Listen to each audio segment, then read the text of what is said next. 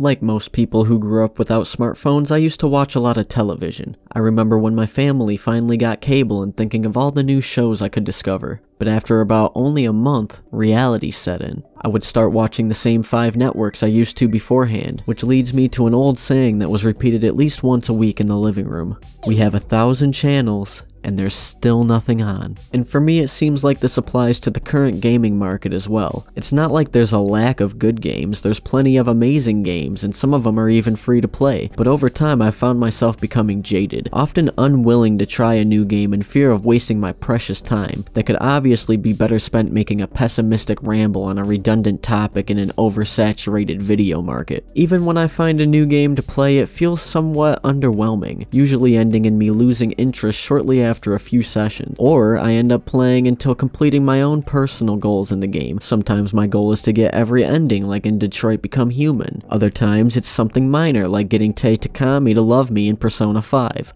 Yeah, guess which one took longer. And whenever the task in question is finished, the game stays untouched in its folder, sometimes with an icon that acts as a metaphorical tombstone neatly placed in its own row on the virtual graveyard that is my desktop. So this state of mind poses a few questions, like, what games are worth playing? One answer is to just play whatever your friends are playing. But when the main 3 categories to choose from are battle royales, team-based shooters, and MOBAs, there will likely be conflicts in each person's schedule, especially seeing as how the vast majority of these game genres rely on having 3 to 5 people. And sure, you can play them solo or with an incomplete team, but that rarely becomes anything more than a test of patience and anger management. Another answer is usually just go back to what you enjoy, which is simple enough, but now games are ever changing, specifically pertaining to the free-to-play market. Unless it's a game that I've been consistently logging into over the years, the accounts I've had were likely either lost along the way or power crept out of the game through a series of pay-to-progress patches that are all too prevalent. Even in $60 retail games, they've adapted a play-forever design philosophy where they are specifically made to be updated over the course of the next decade, and expect you to keep playing the whole time or run the risk of falling behind. There's also long-standing IPs like old school RUNESCAPE and classic World of Warcraft that look to capitalize on the nostalgia of people that might have quit their game, then came back to find out that they don't like how the game has evolved. Some communities actively add content to their favorite games to give them more longevity and improve the overall experience. I can't count how many times I've heard people tell me they didn't know what to play, so they just inevitably went back to downloading different SKYRIM mods until it crashes. Think of SKYRIM as the everybody loves Raymond of video games.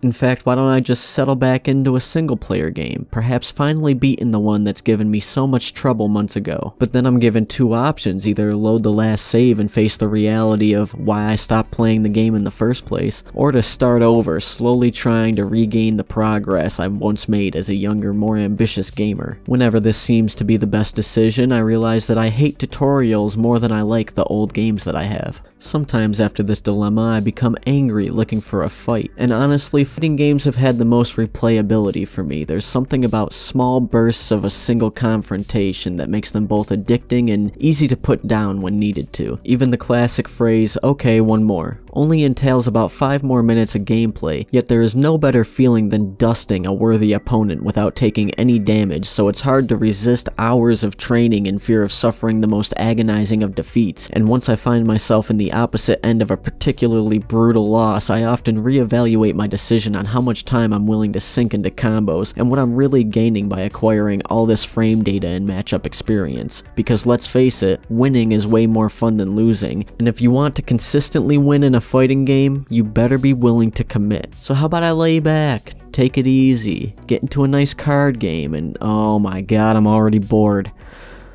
Why have I made so many decks? And none of them are the deck I want. The deck I want is obviously something that I can't get without spending an exorbitant amount of money. Which if I'm gonna do that, why don't I just go back to actually buying the cards? Honestly, the only games that look fun are for consoles that I can't justify buying, and the ones that haven't even come out yet, or at least the idea of the games that haven't come out, because I have to approach every trailer with skepticism instead of optimism. And we'll leave that topic for another video. I know it seems like I'm just rambling about the downsides of every genre in gaming, and That might be all this video gets remembered for, but the point I'm trying to make is that over time, we as quote-unquote gamers have witnessed breathtaking sceneries, thought-provoking narratives, addicting and rewarding gameplay, and we've been introduced to incredible characters, which has undoubtedly set some of the standards to a practically unreachable height. And yet we've also played games that make us wonder why we are doing this with our lives, that bend and break at the seams, eventually making you feel conned into the purchase with a blatant lie or at the very least gentle coercion. So my personal combination of low attention span, commitment issues, and over-examination has led me back down the same paths my elders went, mindlessly ingesting the same media ad nauseum while complaining how despite an excessive amount of content available, they are left with nothing better to do. There are 1,000 channels, but nothing's on. There's thousands of games, but nothing to play.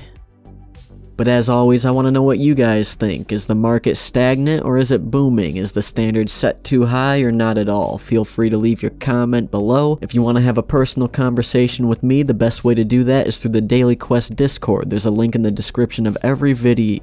Oh, I think I found the problem. I'm growing up, aren't I? I like older games because I'm getting old. The very thought of wasting my precious time on this earth has completely halted my youthful enjoyment of a once beloved hobby. This thought loop has created a dark void demanding my full attention and feeding off of my misery. No, not today. I refuse to be stuck wondering what could be or what could have been, because contemplating and overcomplicating is time wasted in itself. It doesn't matter what I play, it doesn't matter what I do, as long as I am at least doing something, because something is always better than nothing. Take advantage of every opportunity, do what makes you happy, and most importantly, have a nice day.